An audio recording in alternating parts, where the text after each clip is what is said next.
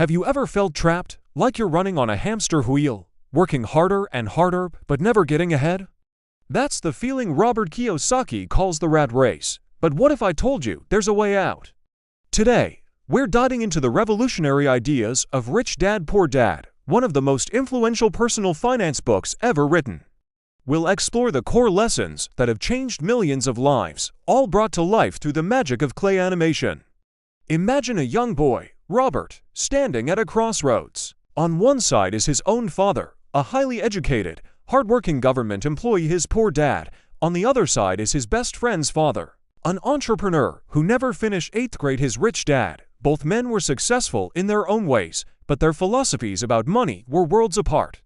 Poor Dad always said, "The love of money is the root of all evil." Rich Dad countered, "The lack of money is the root of all evil." Poor Dad advised, "Go to school, get good grades, and find a safe, secure job." Rich Dad encouraged, "Learn how to make money work for you, so you don't have to work for it." This fundamental difference in mindset is where our journey begins.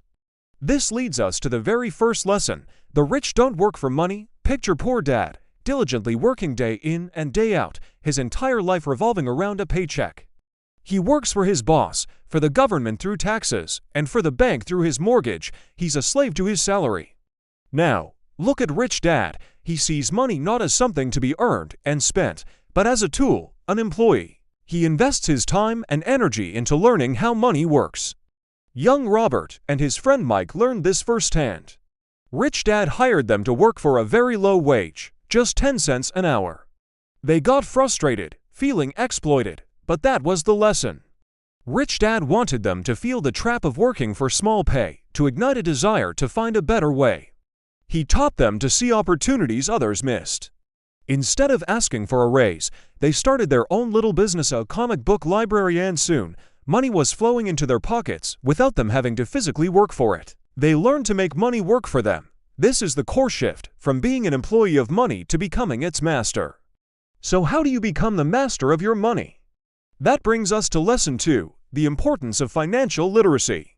This might sound complicated, but it's beautifully simple.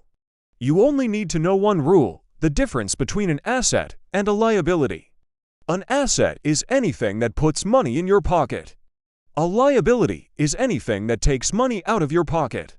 It's that easy. Rich Dad explained it with simple diagrams. The rich focus their lives on acquiring assets, things like real estate that generates rental income, stocks that pay dividends, or businesses that run without their constant presence.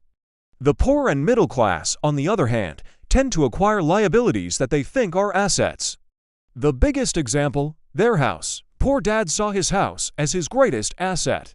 But when you factor in the mortgage payments, property taxes, insurance, and maintenance costs, the house is constantly taking money out of his pocket. It's a liability. Rich Dad, in contrast, would buy a house as an investment, rent it out, and the rental income would not only cover all the expenses, but also generate a positive cash flow. That same house becomes an asset. Understanding this simple cash flow pattern is the foundation of building wealth. It's not about how much money you make, it's about how much money you keep, and how hard that money works for you.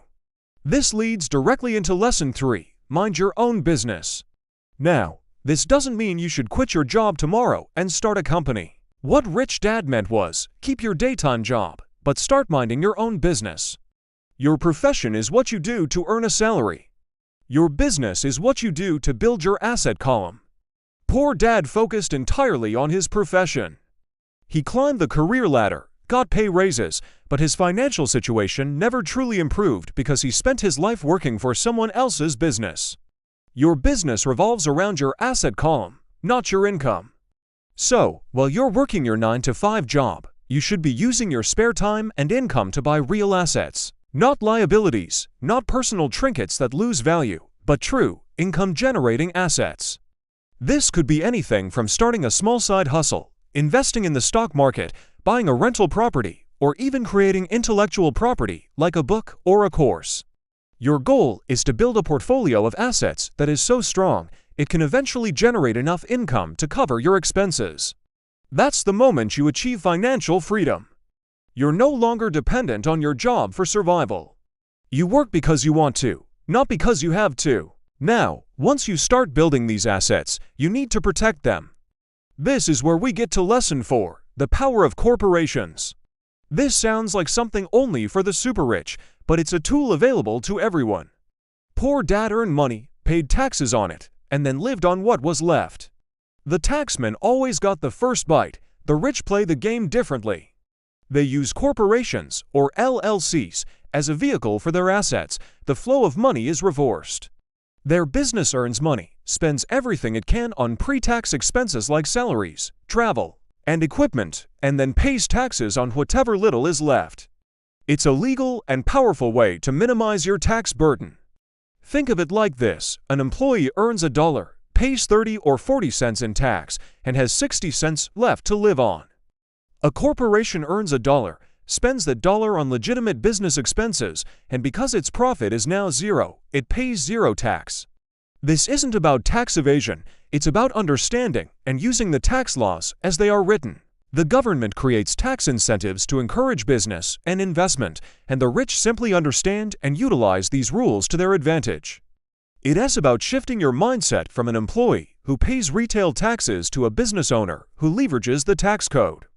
The next lesson is where it all comes together. Lesson 5. The rich invent money. This doesn't mean printing cash in your basement.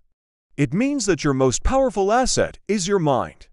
Wealth isn't discovered, it's created. It's about training your brain to see opportunities that others miss. While poor dad was worried about job security and saving pennies, rich dad was constantly looking for deals. He saw value where others saw risk.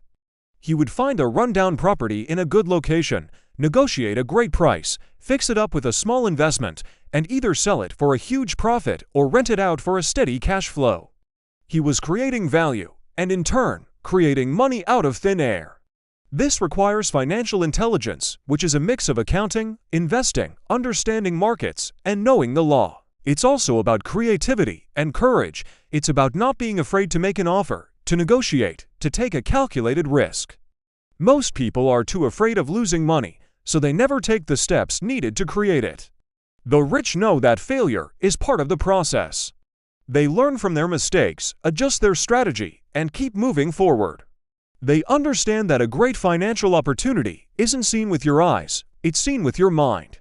And finally, we have Lesson 6, work to learn, don't work for money. Poor dad stayed in his job for the security and the benefits. He was trapped. Rich dad advised young Robert to take jobs not for the salary, but for the skills he could acquire.